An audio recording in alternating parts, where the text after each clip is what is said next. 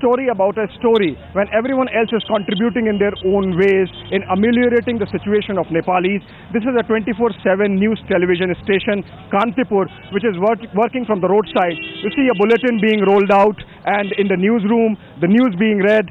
We are told that without a break, despite the trembler, because this building was destroyed, they had to come on the roadside and build this temporary infrastructure in the tents to carry the news and to take it to the people.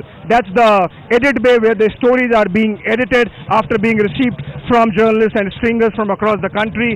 That's the coordination desk, or the input desk as we call it in the jargon, where all the stories and inputs come, and then the edit team, the editor himself sitting there. This is our street studio from where we are broadcasting our news. As is the case with any major disaster, after a few days have passed, there is a very real threat of the outbreak of disease. In fact, that's the reason why medical teams have fanned out across Nepal, not just from the NDRF, not just from the army, not just from the Nepal government, but also several NGOs. In fact, one such medical team is attending to as many people as possible as the daylight ends. In fact, let's speak to a senior officer of the NDRF who is in charge of this medical team. So approximately how many people can you attend to in a day, and how many such teams are there operating across Nepal?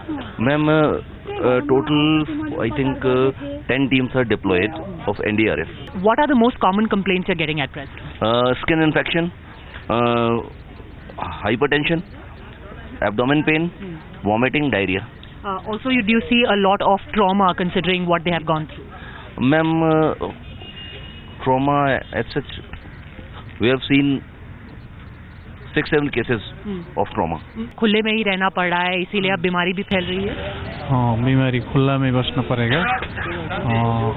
बीमार और हमारा पनि शरीर गड़बड़ हो गया और छोटे-छोटे वो बच्चा का गड़बड़ डायरिया हो गया. इसके बाद में जी. In fact, the main sufferers in the aftermath of the earthquake, as far as medical care is concerned, are the children, because most people at present are living in the open, not only because their houses have been destroyed, but also out of sheer fear. They do not want to go back into their houses. The children exposed to the elements, exposed to the rain, are most likely to get sick, and which is why the role of teams like this, medical teams like this, becomes even more critical.